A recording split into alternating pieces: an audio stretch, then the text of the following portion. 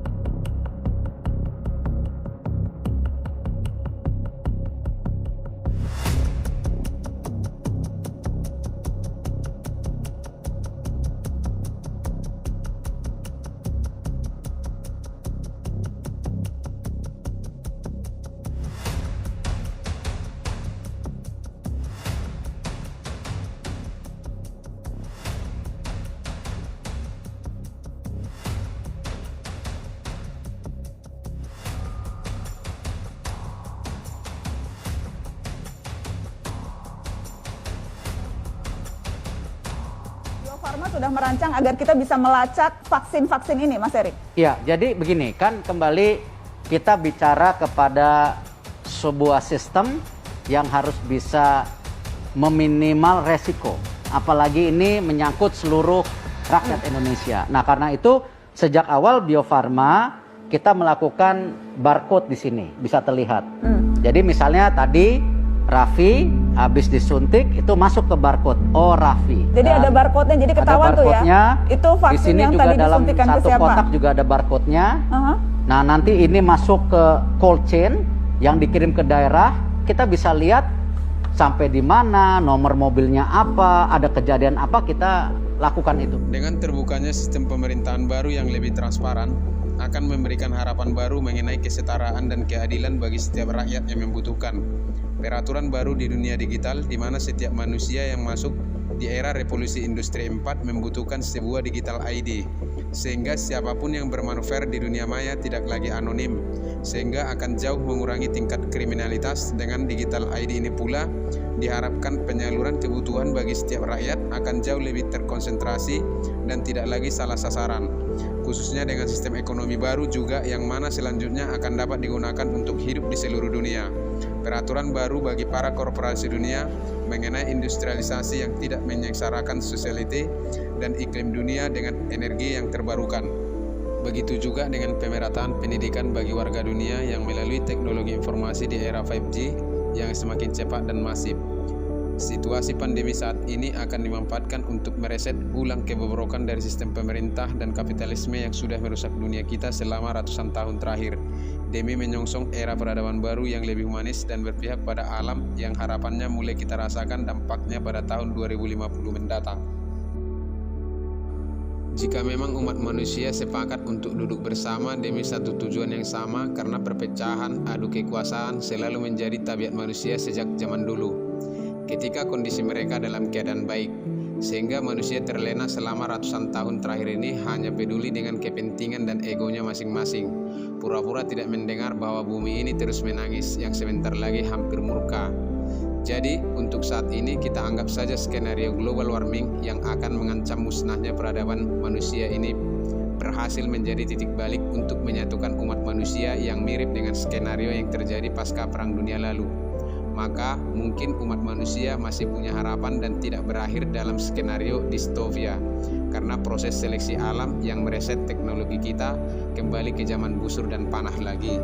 Artinya kita mungkin akan terus melaju ke tahapan utopia di beberapa abad selanjutnya, namun dengan catatan yang perlu digarisbawahi secara garis tebal bahwa skenario utopia hanya bisa tercapai jika umat manusia bersepakat demi satu tujuan yang sama.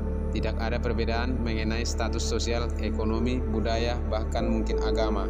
Karena tanpa adanya kesetaraan dan tujuan yang sama, jangan pernah berharap kondisi utopis itu pada masa hidup umat manusia. Tidak cukupkah kita belajar dari pengalaman ribuan tahun? Setelah itu, yang mungkin lebih ironis, sistem pemerintahan tidak lagi dijalankan oleh kepentingan manusia lagi, melainkan dipercayakan kendalinya kepada sebuah sistem komputasi, AI, yang disepakati bersama demi mengatur jalannya sistem peradaban baru yang diprogram berdasarkan asas humanisme yang berpegang pada prinsip-prinsip yang ada pada alam semesta ini, yang terbukti telah teruji dan berjalan harmonis dengan baik bahkan selama jutaan tahun terakhir, yang mempertegas pesan bahwa tanpa adanya manusia, bumi ini akan tetap baik-baik saja. Ya, itulah perbedaan sistem buatan manusia dan Tuhan antara fana dan abadi, karena sejarah panjang umat manusia terbukti tidak pernah berhasil mengelola dunia ini sejak manusia memegang peradaban dunia dan selalu berakhir pada kehancuran satu sama lain.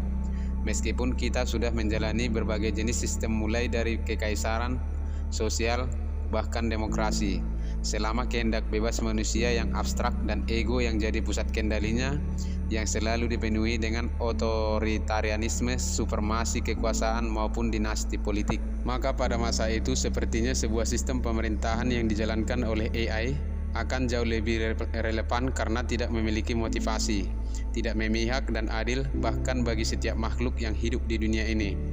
Namun di masa seluruh manusia ini sepakat untuk bersatu, akan menandai sebuah era baru yang sangat mengerikan.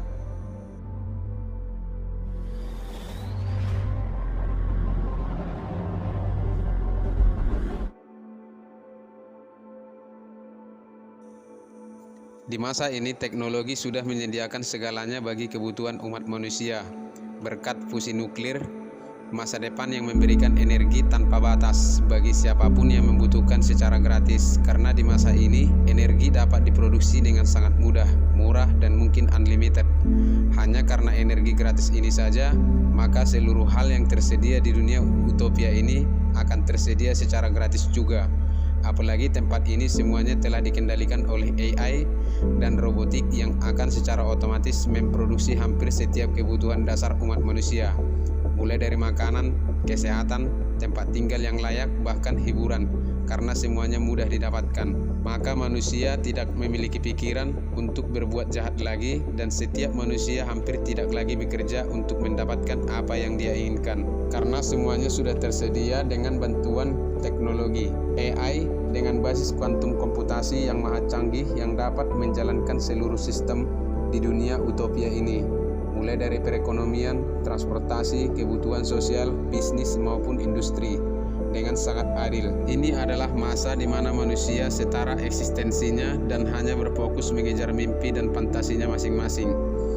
AI ini menyimpan seluruh database umat manusia maupun setiap benda yang ada di dunia yang dapat terkoneksi dengan pikiran manusia dan semua benda secara nirkabel, memahami semua kebutuhan bahkan kemudahan yang dirasakan oleh umat manusia dan segera menyediakan solusi baginya secara instan, sehingga manusia itu tidak lagi mengalami kesusahan dan penderitaan. Pengobatan yang sudah sangat maju berkat nanoteknologi, sehingga sel kanker tidak lagi menjadi ancaman. Bahkan sebelum manusia lahir dengan genetika yang berpotensi dengan kanker pun bisa dimodifikasi seperti baru lagi, berkat bantuan teknologi CRISPR yang jauh lebih advance di masa depan. Begitu juga dengan modifikasi genetika fisik, mulai dari kelamin, wajah, warna rambut, sehingga manusia bisa memiliki kondisi fisik sesuai dengan yang mereka inginkan.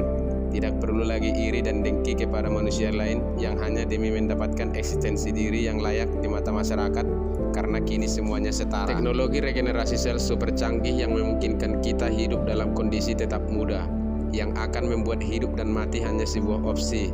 Tidak ada lagi kematian karena penyakit dan melahirkan, karena di masa ini memungkinkan untuk melahirkan bayi di luar rahim ibunya dan semua nutrisi telah disediakan oleh teknologi, mulai dari embrio hingga menjadi manusia yang utuh, yang tentunya secara genetika sudah dimodifikasi secara sempurna, sehingga tidak ada lagi cacat lahir maupun fisik. Dalam dunia utopia ini, para manusia hanya sibuk mengejar mimpi dan imajinasi yang belum pernah mereka rasakan. Namun sensasi ini dapat dengan sangat mudah mereka dapatkan berkat semakin canggihnya teknologi neuroscience yang memungkinkan bagi setiap manusia merasakan sensasi apapun yang diinginkan dalam hidupnya. Cukup dengan mengkonsumsi sebuah zat yang akan bekerja dalam alam bawah sadar kita. Mereka akan merasakan sensasi itu sepenuhnya tanpa perlu melalui proses yang panjang. Misalnya sensasi sebuah puncak kesuksesan, popularitas, sensasi jatuh cinta, dan berhubungan dengan orang yang paling kamu dambakan. Bahkan merasakan sensasi menjadi makhluk apapun yang ada di dunia ini, yang batasannya hanya sejauh imajinasi yang kita pikirkan. Sehingga mirip dengan konsep sebuah surga, di mana kita tidak lagi dapat diatur oleh segala keterbatasan fisik.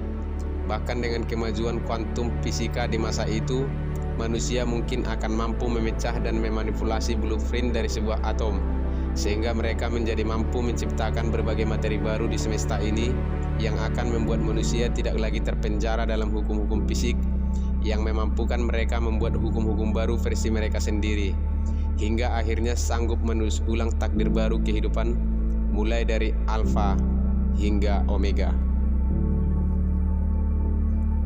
Tapi, benarkah manusia-manusia yang ada di fase ini telah berhasil mencapai puncak kebahagiaan dan menemukan arti hidup? Ketika mereka tidak lagi menambahkan bahkan sebuah harapan di kondisi yang tanpa celah itu, ketika mereka bahkan tidak lagi tahu apa yang mereka inginkan di saat dengan mudahnya segala keinginan itu terpenuhi. Teknologi memang awalnya diciptakan untuk mempermudah hidup dan efisiensi dengan cara mempercepat atau menggantikan sebuah proses.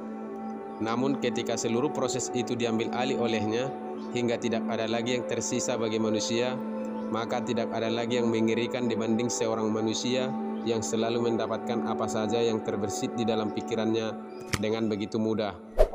Ketika mereka bahkan tidak lagi tahu apa yang mereka inginkan, karena dengan mudahnya keinginan itu terpenuhi. Hey travelers, welcome to this Poidea channel. Hopefully, you are always healthy and happy. In this video, I'll give you a cool cinematic background recommendation that's perfect for your movie. Don't forget to press the red subscribe button and turn on the bell maka image. semakin berharga pula hal itu. Bahkan mereka mungkin tidak lagi mengerti apa itu harapan di kondisi yang tanpa celah itu. Karena bagaimana mungkin seseorang memiliki harapan jika segalanya ada di dalam kendalinya. Semuanya terukur, teratur, tidak ada spontanitas, tidak ada kejutan, dan tidak ada sebuah rasa takut. Dan ketika sebuah harapan dan keinginan itu tidak lagi ada, maka yang tersisa hanyalah sebuah kekosongan yang justru lebih mengerikan dibanding menjalani sebuah proses yang panjang namun tetap memiliki sebuah harapan, karena pada dasarnya itulah yang membuat manusia tetap merasa hidup.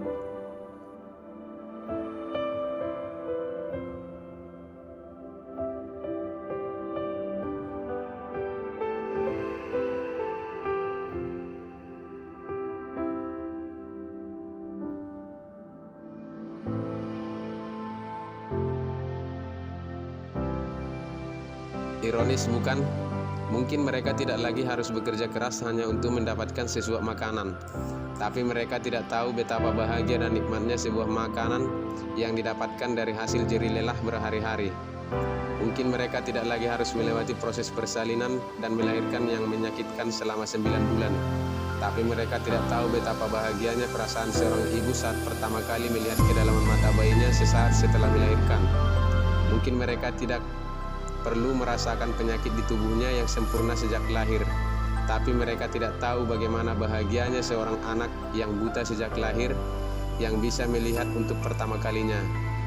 Mungkin mereka punya keluarga sempurna yang tidak pernah berkekurangan, tapi mereka tidak tahu perasaan bahagia seorang ayah yang melihat anak dan istrinya tertawa lepas di saat makan bersama, meskipun dia harus mengambil 2 pekerjaan sekaligus di siang dan malam hari.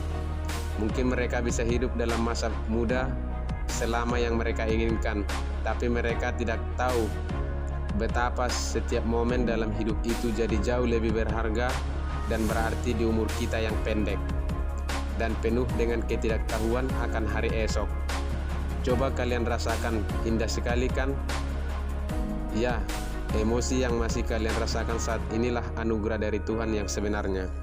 Manusia di kehidupan masa lalu mendambakan kehidupan utopis di masa depan, dan manusia di masa depan merasa iri dengan kehidupan manusia di masa lalu. Jadi, kapan pencarian kebahagiaan ini akan menemukan sebuah akhir jika ternyata ketidaktahuanmu mengenai hari esoklah yang membuatmu lebih menarik untuk dijalani? Ketidaknyamananmu saat inilah yang membuatmu tetap termotivasi. Penderitaan yang masih kamu rasakan membuat kebahagiaanmu jauh lebih berarti, dan umurmu yang terbatas inilah yang ternyata membuatmu lebih punya prioritas, supaya setiap momen dalam hidupmu menjadi jauh lebih berharga. Bersyukurlah, karena sebenarnya segala ketidaksempurnaan yang ada di hidupmu saat inilah yang ternyata menyempurnakan hidupmu. Dan kabar baiknya, setelah kamu tahu semua ini, kamu nggak lagi perlu menjalani 100 kali kehidupan hanya untuk tahu bahwa mulai sekarang juga kamu bisa bahagia. Tapi, karena tabiat manusia yang tidak pernah merasa cukup dan merasa mampu melakukan segalanya, supaya membuat mereka merasa hidup dan mempunyai tujuan, mungkin mereka akan menciptakan kehidupan sendiri.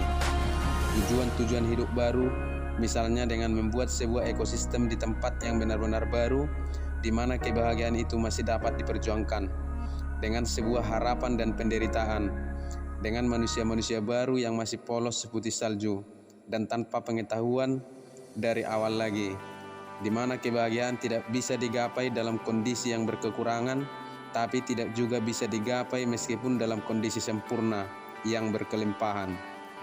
Namun, kebahagiaan hanya ada di kondisi yang cukup dan bersyukur, sehingga manusia-manusia baru ini dapat memberikan sebuah ketulusan cinta kepada penciptanya, karena hanya itulah satu-satunya hal yang tidak dapat dibuat oleh mereka.